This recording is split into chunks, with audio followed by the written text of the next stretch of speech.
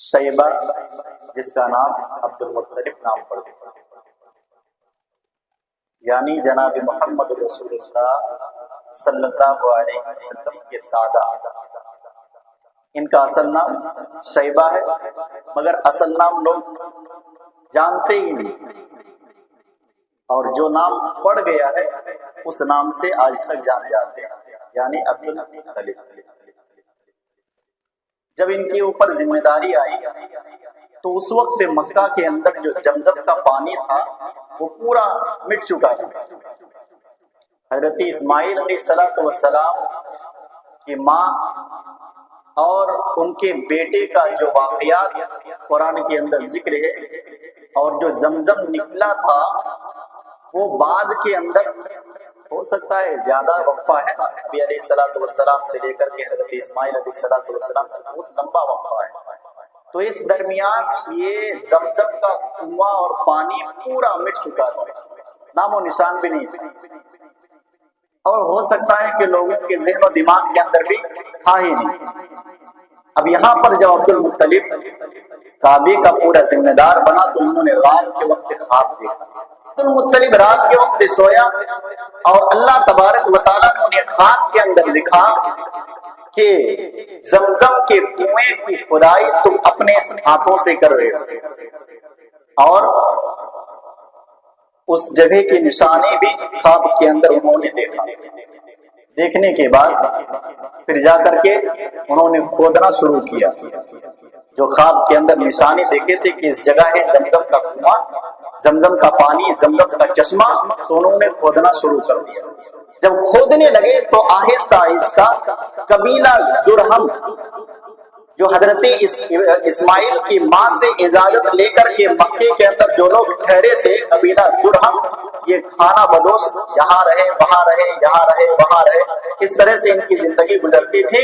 تو ان لوگوں نے حضرت اسماعیل کی ماں سے اجازت لے کر کے مکہ کے اندر وہ دوباش اختیار کیا تھا، رہن سہن اختیار کیا تھا، لیکن بعد کے اندر یہ لوگ پھر مکہ چھوڑ کر کے نکل گئے، مکہ چھوڑ کر کے نکل لیے، اور مکے کے اندر جتنی بھی خاندانی نسب جناب محمد رسول اللہ صلی اللہ علیہ وسلم کے زمانے تک تھی، وہ حضرت اسماعیل علیہ السلام ہی کی نسل سے تھی۔ جو قبیلہ جرہم کے لوگ تھے وہ لوگ یہاں سے نکل چکے تھے۔ جب وہ لوگ وہاں سے نکلے تھے تو اپنے تلواریں، زرہیں اور سونے وغیرہ سے بنے ہوئے ہرن وغیرہ وغیرہ اسی زمزم کے کنویں کے اندر ڈال کر کے ان لوگوں نے پورا اس کو مٹا دیا۔ جب عبد المطلب کو خواب میں نظر آیا تو انہوں نے جو کھودنا شروع کیا تو ان کی تلواریں نکلنے لگی، ان کے زرہاں نکلنے لگے، اور جنگ کے جتنے بھی سامان ہیں وہاں سے نکلنے لگی، یہاں تک کہ ہرن بنی ہوئی، سونے سے بنی ہوئی 2 ہرن بھی وہاں سے نکلے۔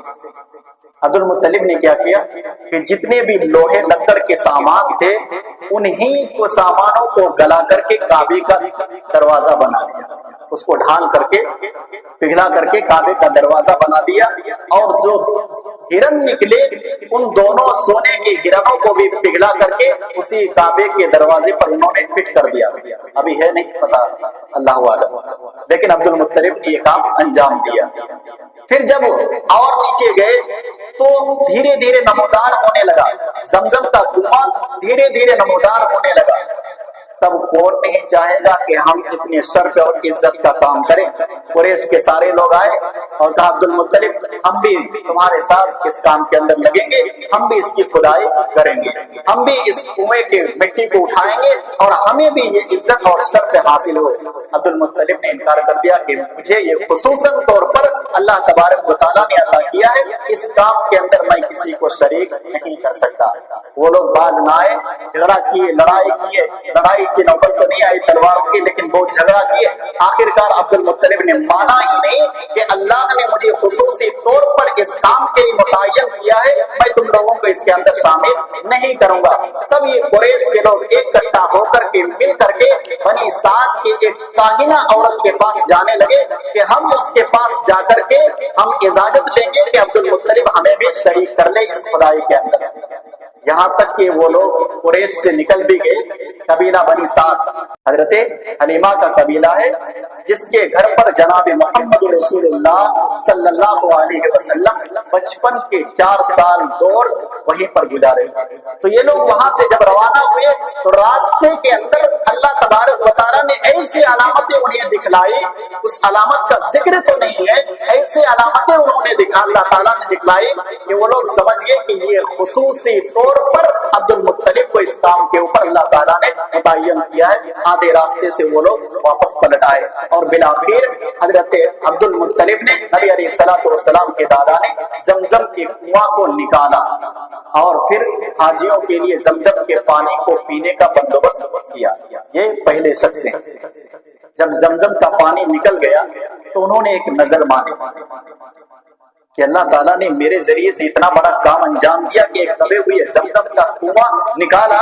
تو انہوں نے بھی ایک نظر مانی کہ اگر اللہ تعالیٰ نے مجھے 10 بیٹے دیے اور 10 بیٹے جوانی کو پہنچ گئے اور 10 کے 10 اپنی حفاظت کرنے والے بن گئے تو میں ایک بیٹے کو کعبے کے سامنے ذبح کروں گا, ایک بیٹے کو کعبے کے سامنے قربان کروں گا. اور بالآخر اللہ تعالیٰ نے عبد المطلب کو 10 اولاد عطا فرمائے, 10 بیٹے عطا فرمائے اور ان میں سے سب سے چھوٹا بیٹا جناب محمد رسول اللہ صلی اللہ علیہ وسلم کے ابا عبداللہ ہے. سب سے چھوٹے بیٹے اور سب سے حسین و جمیل, سب سے خوبصورت, 10 بیٹوں میں سے سب سے خوبصورت عبداللہ ہے. اب جب جوانی کو یہ سارے کے سارے لوگ پہنچ گئے تو عبد المطلب نے 10 بیٹوں کا نام لکھ کر کے قرآن اندازی کیا کہ کس بیٹے کو قربان کروں, کس بیٹے کو ذبح کروں. جب 10 بیٹوں میں سے قرآن اندازی کیا تو سب سے چھوٹے بیٹے عبداللہ کا نام لکھا, سب سے چھوٹے بیٹے عبداللہ کا نام لکھنا, یعنی اسے ذبح کرنا ہے اور کعبے کے سامنے قربان کرنا ہے. پوری تیاری ہو گئی کہ میں نے نظر مانی ہے کہ میرے ہاتھوں سے یہ کام ہوا ہے. قرآن اندازی میں سب سے چھوٹے اور سب سے زیادہ چاہتے تھے اور عبد المطلب بھی سب سے زیادہ اسی بیٹے کو پیار کرتے تھے. اللہ کی آزمائش کو دیکھیے, جس سے عبد المطلب سب سے زیادہ محبت کرتے اور گھر کے بڑے بھائی وغیرہ سب کوئی اسی عبداللہ سے سب سے زیادہ محبت کرتے اور قرآن اندازی میں اسی کا نام آیا. جب نام آیا عبد المطلب لے کر کے اپنے بیٹے کو کعبے کے سامنے جاتے ہیں ذبح کرنے کے لیے. سب سے ہنرمندی اور سب سے عقل مندی بیٹوں میں سے ابو طالب تھے. اس وقت ابو طالب سامنے آئے اور اپنے ابا کو روک دیا کہ ہم تجھے اس لڑکے کو ذبح کرنے نہیں دیں گے, یہ ہمارا پیارا بھائی ہے اور سب سے زیادہ ہم اسے بھائی سے محبت کرتے ہیں. اے ہمارے ابا جان, اسے آپ قربان نہ کریں بلکہ اس کے بدلے میں آپ جو ہے فدیہ دے دیں, اس کے بدلے میں دوسری چیزوں کی قربانی کریں. جب ابو طالب نے منع کیا تو گھر کے سارے افراد پہ آ گئے اور کہنے لگے کہ ہم اس لڑکے کو ذبح ہونے نہیں دیں گے, ہم اس لڑکے کو ذبح ہونے نہیں دیں گے. تب عبد المطلب نے جا کر کے الرافہ عورت جو جاننے والے تھی, اس وقت کے عالم آدمی, اس وقت بھی کاہن وغیرہ رہا کرتے تھے, ان کے سامنے گئے اور کہا کہ میں اس لڑکے کو ذبح نہ کروں, اس کے بدلے میں کیا قربان کروں, اس کے بدلے میں کیا قربان کروں. تو اس نے بتایا کہ 10 اونٹ ایک سائیڈ میں رکھیے اور ایک سائیڈ میں عبداللہ کو رکھیے اور پھر دونوں کا نام ڈالیے. اگر عبداللہ کا نام آئے تو پھر اور 10 اونٹ ملائیے, اور اگر اونٹوں کا نام آئے تو 10 اونٹ کو قربان کر دیجیے, عبداللہ کو چھوڑ دیجیے. اب تو عبد المطلب آئے, 10 اونٹ ایک سائیڈ کے اندر رکھے, ایک سائیڈ کے اندر عبداللہ کو کھڑا کیا اور قرآن اندازی کی تو عبداللہ ہی کا نام نکلا. پھر 10 اونٹ اور شامل کیے, 10 پہلے سے تھے اور 10 20 ہو گئے. پھر دوبارہ ڈالا, پھر عبداللہ کا نام آیا. 9 مرتبہ جب قرآن اندازی کیا تو 9 مرتبہ بھی عبداللہ کا نام آیا. 90 اونٹ ہو گئے. 10ویں مرتبہ 100 اونٹ ایک سائیڈ کے اندر اور ایک سائیڈ عبداللہ. اور جب قرآن اندازی میں نام ڈالا گیا تو 100 اونٹ کے بعد اب اونٹوں کا نام آیا. اب اونٹوں کا نام نکلا, تب جا کر کے عبد المطلب نے اپنے بیٹے کے بدلے 100 اونٹوں کو काबे के सामने ज़बह किया, कुर्बान किया और पूरा आम कर दिया, चाहे चरित्रे खाए, इंसान खाए, जो जितना ले जा सकता है पका कर खाए, जिस तरह से खाए। 100 ऊंटों को ज़बह करके और अब्दुल्ला का फिदिया दिया और जो उन्होंने नजर मानी थी उसका कफ़ारा अदा किया और अब्दुल्ला को छोड़ दिया। मुस्तदरिक हाकिम की रिवायत है, अमीर माविया रजी अल्लाह ताला अन्हु रावी हदीस है, हदीस नंबर 40636 नंबर की हदीस है। वो बयान फरमाते हैं कि एक आदमी आया नबी अलैहिस्सलातु वस्सलाम के पास और कहा, या इब्ने ज़बीहैन, अल्लाह के नबी जनाब मोहम्मद रसूलुल्लाह सल्लल्लाहु अलैहि वसल्लम को पुकार कर कहा, ए 2 ज़बीहा के बेटे नबी अलैहिस्सलातु वस्सलाम। अमीर माविया से लोगों ने कहा कि 2 ज़बीहा से क्या मुराद है? कहा कि एक ज़बीहा हजरत इस्माइल अलैहिस्सलातु वस्सलाम और एक ज़बीहा नबी अलैहिस्सलातु वस्सलाम के अब्बा अब्दुल्ला, और इस तरह से 2 ज़बीहा के बेटे जनाब मोहम्मद रसूलुल्लाह सल्लल्लाहु अलैहि वसल्लम।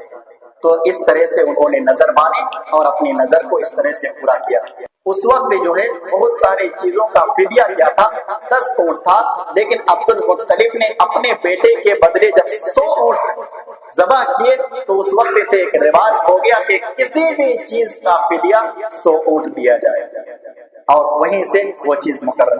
अल्लाह तबारक व तआला से दुआ है, इलाहुल आलमीन हम सबको जनाब मोहम्मद रसूलुल्लाह सल्लल्लाहु अलैहि वसल्लम की सीरत को जानने की तौफीक अता